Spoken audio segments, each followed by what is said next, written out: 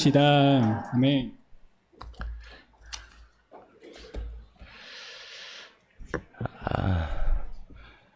지난주에 큐티 해오시라고 했는데 해오셨어요?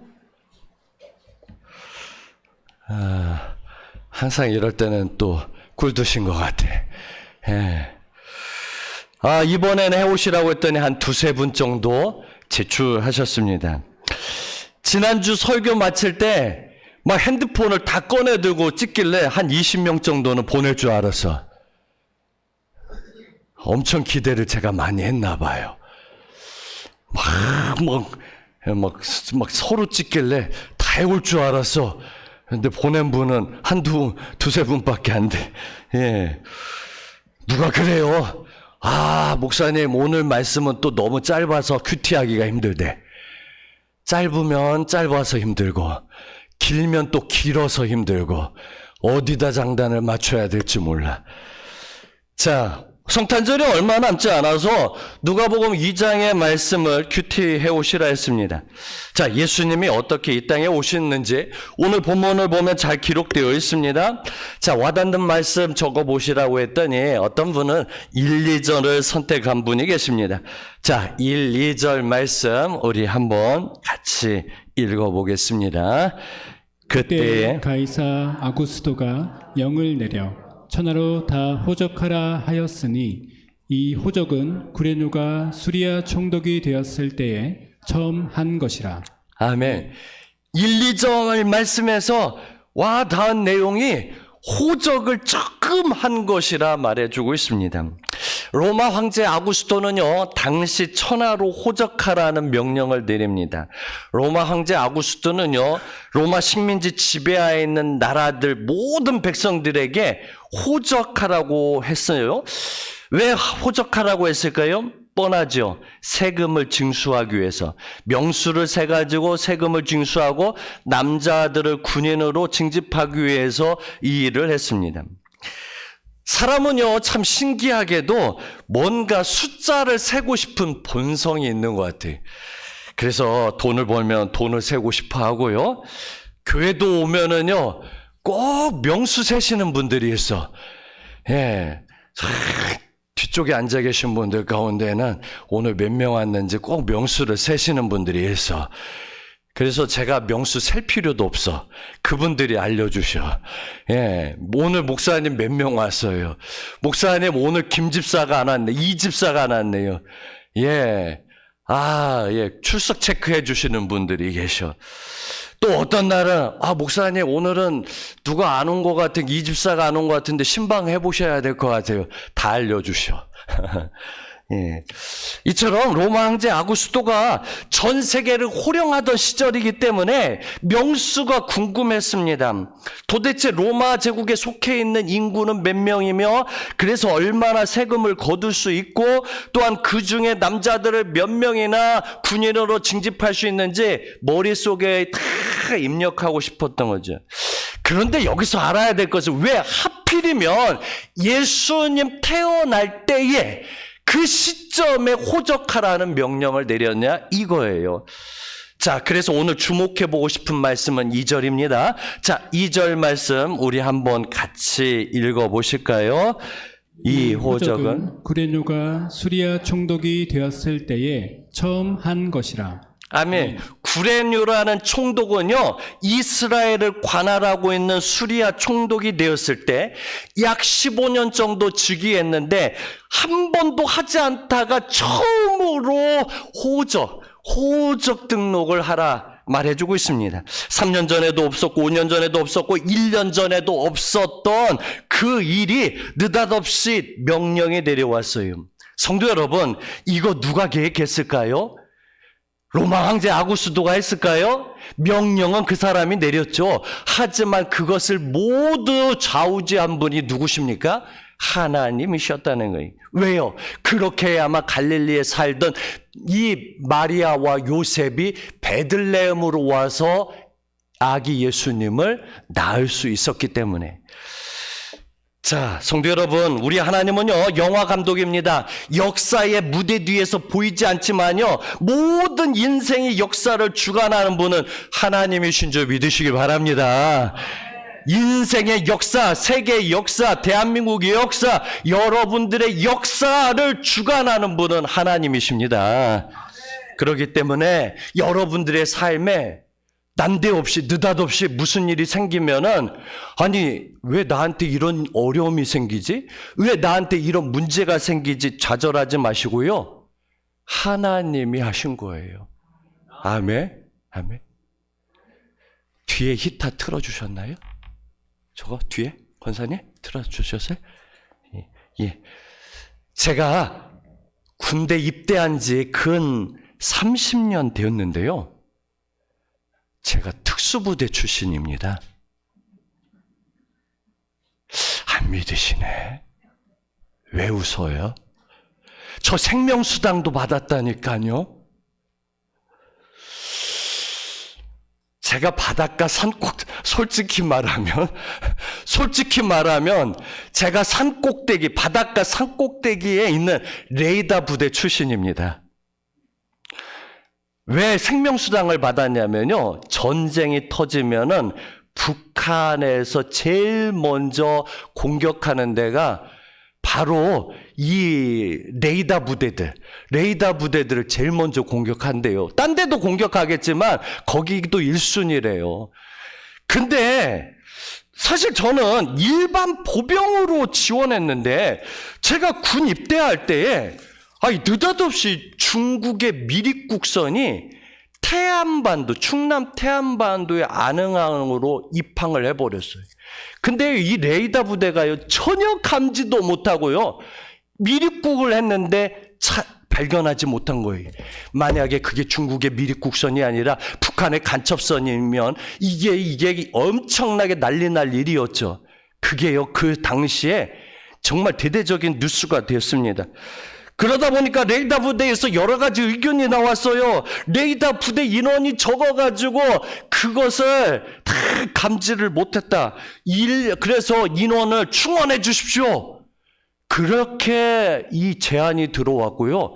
그래가지고 그때부터 이 통신병들이 레이더 부대를 가야 되는데 아무 주특기도 없는, 특기도 없는 일반 보병인 제가 2월 달에 군 입대를 했는데 2월 군번부터 그 레이더 부대를 그냥 강제적으로 착출이 돼서 다 거기로 발령을 받았어요. 그래가지고 제가 그 군 입대를 하게 됐습니다. 그래서 2년 동안요, 바다 구경 많이 하고 왔어요. 그래가지고 제가 바다를 좋아합니다. 예.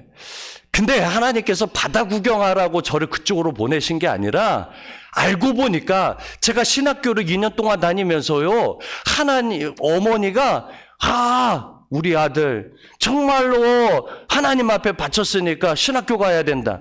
저는 그것 때문에 신학교 갔는데요, 2년 동안 참 방황 많이 했어요.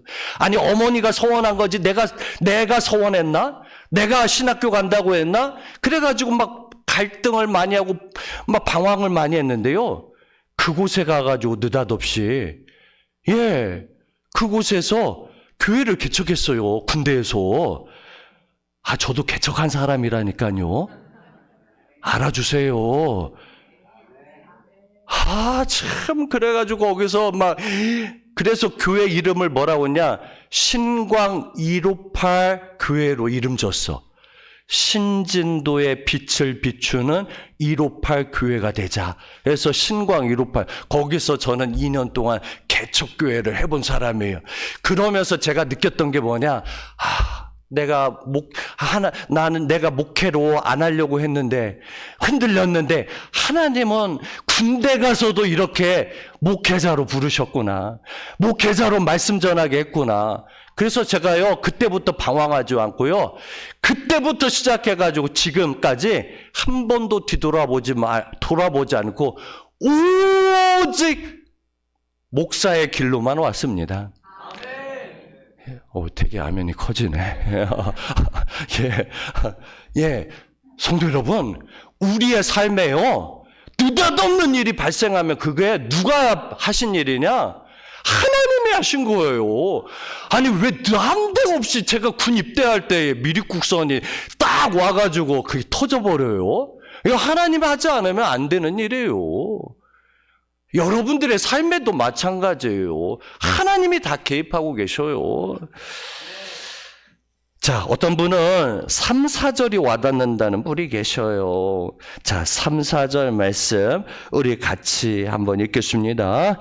모든 사람이 호적하러 각각 고향으로 돌아가매 요셉도 다윗의 집 족속이므로 갈릴리 나사렛 동네에서 유대를 향하여 베들레헴이라 하는 다윗의 동네로 그 약혼한 마리아와 함께 호적하러 올라가니 마리아가 이미 잉태하였더라. 아멘. 아구수도의 명을 따라 모든 사람이 호적하러 가는데 거기에는 바로 요셉과 마리아도 포함이 되어 있다는 거예요. 그들은 원래 갈릴리 나사렛 사람들입니다. 그런데요, 자신들의 고향인 베들레헴에서 호적하러 갑니다. 예. 갈릴리 나사렛에서요, 베들레헴까지 최소 거리가요, 170km입니다. 우리 이 포천에서 어디 정도냐면 세종시까지 거리입니다. 성도 여러분, 쉬운 데일까요? 그리고요, 지금 마리아는요, 만삭이 됐어요. 오늘 내일 하는 사람이에요.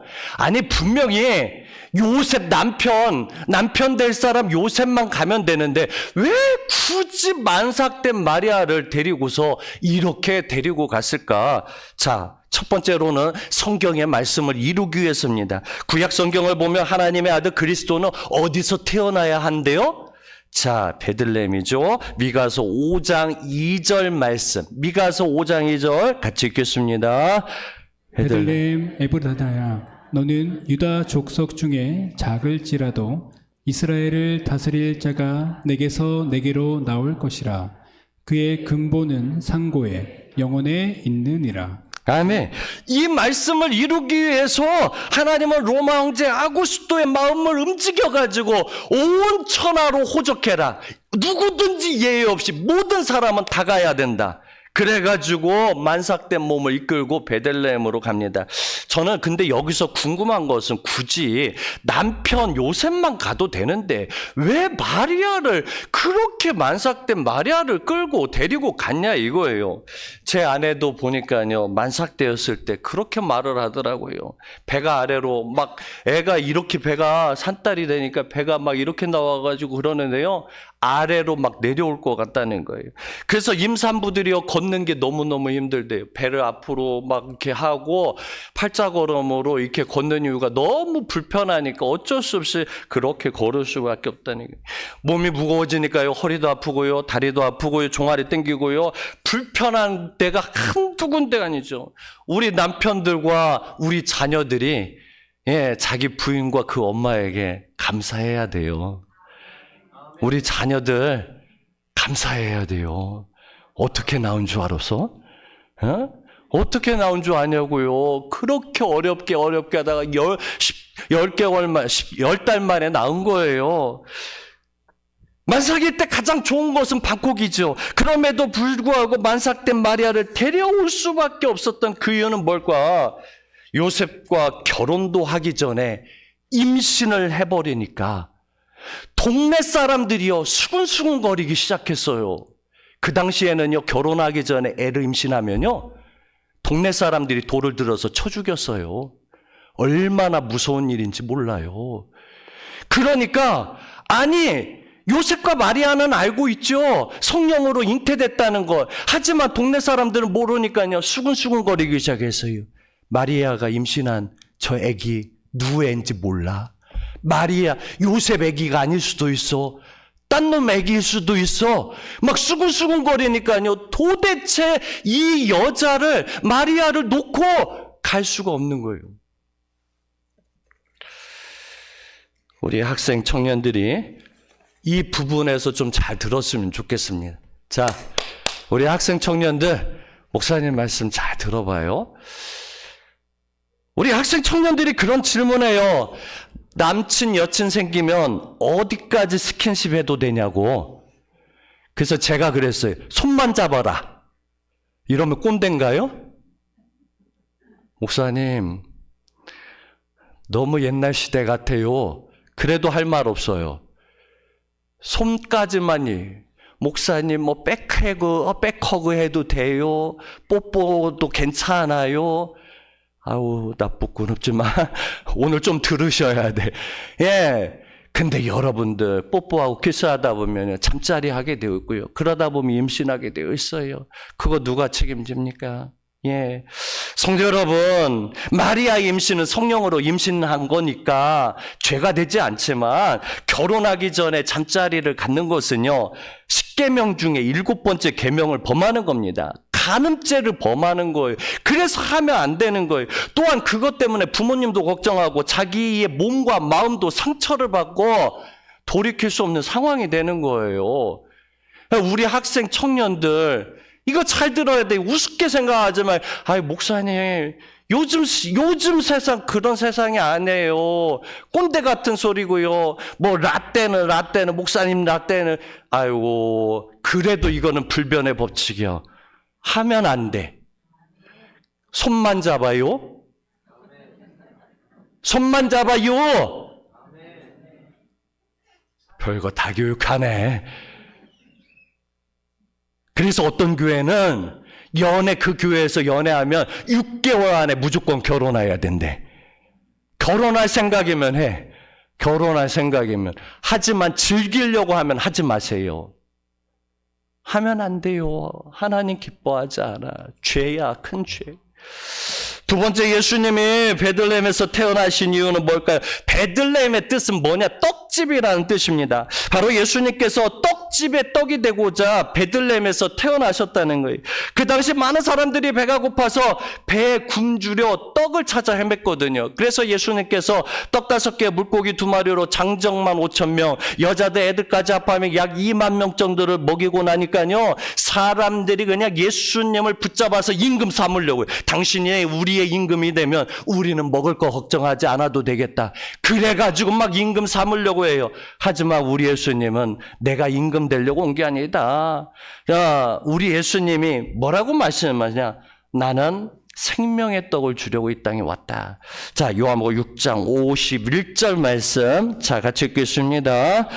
나는 하늘에서 내려온 살아있는 떡이니 사람이 이 떡을 먹으면 영생하리라.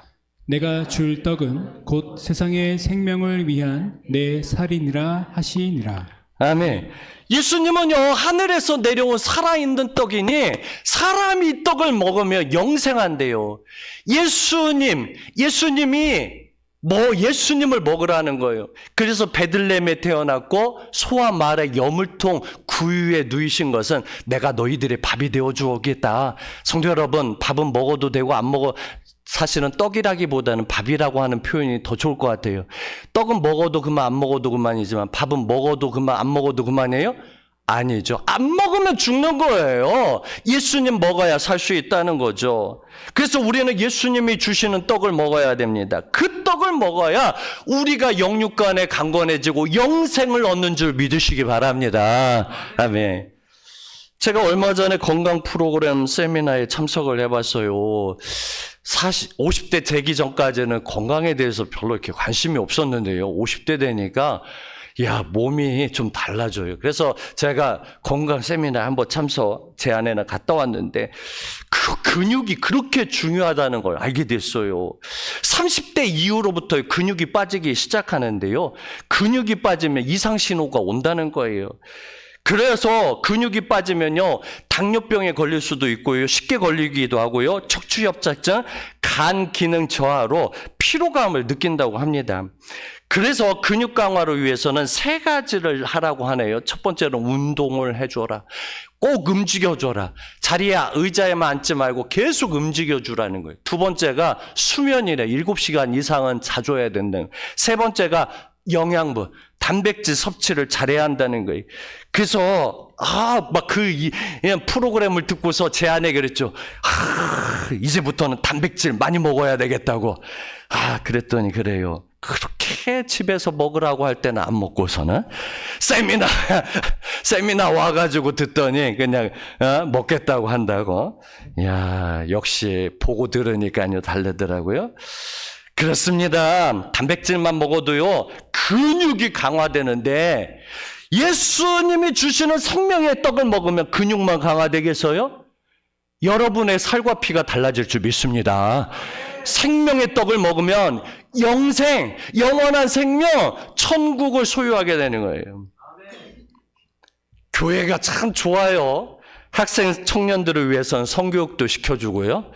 우리 어른들을 위해서는 건강하게 사는 비결도 알려주고요. 얼마나 좋아요?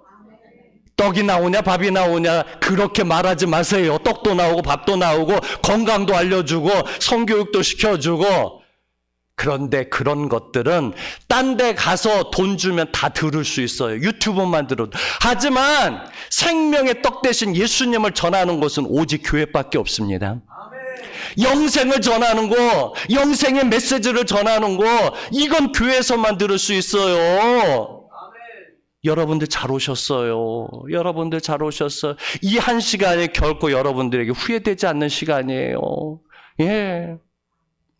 이제 6, 7절. 자, 이제 6, 7절이 와닿는다는 분도 계십니다. 자, 6, 7절 말씀. 자, 같이 읽겠습니다. 거기 있을 그때에 해산할 날이 차서 첫 아들을 낳아 강보로 싸서 구유에 뉘었으니 이는 여관에 있을 곳이 없음이러라. 아멘. 누울 곳이 없어서 강보로 싸여 구유에 누이셨다. 성도 여러분, 구유가 무엇인지 아시지요? 소와 말의 여물통입니다. 한번 보여줘 보세요. 예, 우리 학생 청년들 다 알겠어요? 어른들은 다 알고 있는 내용이요. 소와 말의 여물통. 다 알고 있어. 구유. 그러나 우리 학생 청년들은 모를 수 있는데 저기에다가 소와 말의 여물통 거기다가 먹을 수 있는 거 집 같은 거 딱 잘라가지고 먹이죠. 여기에다가 우리 예수님이 마구간에 태어나셨는데 누울 곳이 없는 거예요. 얼마나 많은 사람들이 그 조그만 도시 베들레헴에 몰려왔는지 여관이 없어. 구에도 여관이 없으니까 어떻게 해요? 마구간이라도 있다고 하니까 마구간에 누운 거예요. 마구간에서 아기를 출산하고요. 아기를 구유에 누이게 됩니다. 요즘은 병원에서 아기를 낳고 산후조리원 가서 산후조리하고 집으로 온다고 해요. 얼마나 시설이 좋아졌는지 몰라요. 예전에는 우리 어른들 집에서 우리 어머니 때, 우리 아버님 때는 집에서 애를 낳다 보니까 정말 우리 어머니들이 애를 낳으러 들어갈 때에 그 마룻바닥 거기에 신발을 딱 가지런히 이렇게 해놓고 애기 낳으러 방에 들어간대요. 그래서 왜 그런가 했더니 내가 애를 출산하고 다시 이 신발을 신을 수 있을까? 내가 이 신발을 다시 신을 수 있을까? 왜? 애 낳다가 죽는 엄마들이 너무나도 많았기 때문에 이 신발을 가지런히 놓고서 들어갔다. 그렇게 해서 애를 낳은 것이 바로 저와 우리 성도들이고 우리 학생 청년들입니다. 감사할 게 너무 많지요. 목숨 걸고 애를 낳았으니까요. 그렇게 해서 애 나왔는데 그냥 엄마 아빠한테 엄마 왜 나를 낳았어? 왜 나를 낳았어? 그냥 가슴에 대못 박는 거죠. 왜 나를 낳냐고 하는 말은 가슴에 대못 박는 일이죠. 예, 정말 요즘은 최고급 시설에서 애를 낳아가지고 키웁니다. 하지만 예수님은요 그런 방도 아니에요. 집에 따뜻한 방도 아니고 소와 말이 있는 그 마구간, 그 구유에 누이셨다는 거예요. 예수님은 어떤 분입니까? 하늘 보좌를 버리시고 말 구유에 누이신 분. 낮은 곳으로, 최고의 낮은 곳으로 오셨다는 거죠. 성도 여러분, 높은 곳에서 살다가 낮은 곳으로 내려와 사는 삶은 어떤 삶일까요? 잘 살다가 어려운 가난하게 사는 삶은 어때요? 힘들어요. 밑바닥에 살다가 위로 올라가는 것은요, 잔치를 벌립니다. 기뻐합니다. 행복해합니다. 그래서 성도들이 가게 개업을 한다고 하면은 가지고 가는 액자가 뭐예요? 네 시작은 미약하였으나 네 나중은 심히 장대지리라. 이거 말씀 꼭 너무너무 좋아해. 왜? 시작은 미약하지만 갈수록 잘 되길 바라니까. 그런데요, 갈수록 잘 되는 건 좋아하지만 갈수록 나빠지는 거, 갈수록 밑바닥으로 가는 건 이건요, 고통이죠. 근데 우리 예수님은 저 하늘 보좌, 높고 높은 보좌를 버리시고 하나님이신 그분이 인간의 몸을 입고 이 땅 최고의 밑바닥, 바로 마구간 구유에 누이셨어요. 그래서 우리는 예수님처럼 겸손을 배워야 합니다. 우리 교회 남자 성도님들이 요즘 잘하시는 게 있어요. 뭐냐? 설거지하는 모습. 설거지 요즘 하니까 너무 좋지요? 아멘이 안 나오네. 여성분들이요. 우리 남자분들이 하시니까 좋지요? 예. 우리 김유건 집사님이 순서를 매겨가지고 1번부터 8번까지 얄짤 없어요. 장로님부터 시작해가지고 성도님. 그래가지고서 열심히 막 설거지하는 모습. 그 모습이 열심히 하니까요. 또 제가 또 빠질 수가 없잖아요. 그래가지고 저번부터 저도 합류했어요. 근데 한 분도 저보고 그만하라는 분은 없더라고요. 조금 약간 섭섭했지만, 그래도, 빈말이라도, 그래도 열심히 하려고 합니다. 열심히 하려고 합니다. 이건 농담이고, 열심히 하려고 해요. 저부터 열심히 해야 되겠다. 우리 그 설거지 하면서 여자 성도님들의 마음을 알게 돼. 집에서는 제가 설거지 담당이거든요. 그래가지고 열심히 하다 보니까 여기 와서도 결코 어렵지 않습니다. 우리 남자 성도님들이 앞치마를 두르고서 겸손하게 막 설거지하는 모습을 보면은 너무 보기 흐뭇해가지고 사진 찍어서 액자에서 드리려고 해, 지금. 너무 보기가 좋아가지고 그 모습 편치 마시라고. 어떤 교회에서는요, 임직식 때 장로님, 권사님, 안수집사 임직식 때 앞치마를 준다고 합니다. 왜? 그 자리는 바로 목에 힘주라는 자리가 아니고 애햄거리라는 자리가 아니고 성도들을 섬기고 교회를 섬기고 주님을 섬기는 자리이기 때문에, 예수님을 섬겼기 때문에 우리도 섬겨야 돼요. 우리 모든 성도들이 서로 섬깁시다. 자, 우리 앞뒤좌우로 한번 인사해 봅시다. 서로 섬깁시다. 서로 섬깁시다. 아멘. 예수님이 그렇게 섬기셨고 낮아졌기 때문에 우리가 그렇게 따라해야 되는 거예요. 누가 하라고 해서 하는 게 아니라 예수님이 본을 보였기 때문에. 어디에 있을까요? 빌립보서 2장 6절에서부터 11절까지 말씀 우리 같이 읽어보겠습니다. 그는 근본 하나님의 본체시나 하나님과 동등됨을 취할 것으로 여기지 아니하시고 오히려 자기를 비워 종의 형체를 가지사 사람들과 같이 되셨고 사람의 모양으로 나타나사 자기를 낮추시고 죽기까지 복종하셨으니 곧 십자가에 죽으심이라. 이러므로 하나님이 그를 지극히 높여 모든 이름 위에 뛰어난 이름을 주사 하늘에 있는 자들과 땅에 있는 자들과 땅 아래에 있는 자들로 모든 무릎을 예수의 이름에 꿇게 하시니 모든 입으로 예수 그리스도를 주라 시인하여 하나님 아버지께 영광을 돌리게 하셨느니라. 아멘. 이 말씀 꼭 명심하십시오. 왜? 거기에 보니까 뭐라고 됐어요? 7절에 오히려 자기를 비워 종의 형체를 가지사 사람들과 같이 되셨고 사람의 모양으로 나타나사 자기를 낮추시고 죽기까지 복종하셨다 말해주고 있습니다. 우리 예수님은 하나님이십니다. 그 하나님이 사람의 모양을 입고 이 땅에 자기를 낮추고 죽기까지 복종했기 때문에 하나님이 그를 모든 만물의 최고 높은 이름으로 모든 사람들, 하늘과 땅과 땅 아래의 천사들과 귀신들까지도 다 그 자리에 굴복시켜 주셨다. 예. 예. 사랑하는 성도 여러분, 이제 말씀을 맺고자 합니다. 제가 아까 약간 다시 조금 수정해 본다면은 서로 결혼하려고 해도 결혼 전까지는 하면 안 됩니다. 아까는 결혼할 거면은 하라고 했는데, 결혼하기 전에 하면 안 돼. 아무리 결혼할 사람이라도 해야. 그거는 우리 학생 청년들 모아놓고 언제 목사님이 연애 특강 할 거예요. 기대해요. 그때 정확하게 알려줄 거야. 왜 하면 안 되는지. 그때. 그것만 약간 수정하겠습니다. 자, 다음 주 숙제입니다. 한번 큐티시스 한번 보여주세요. 누가복음 1장 8절에서 20절. 자, 찍어보세요. 찍어보시고 다음 주에 꼭 좀 보내주시면 감사하겠습니다.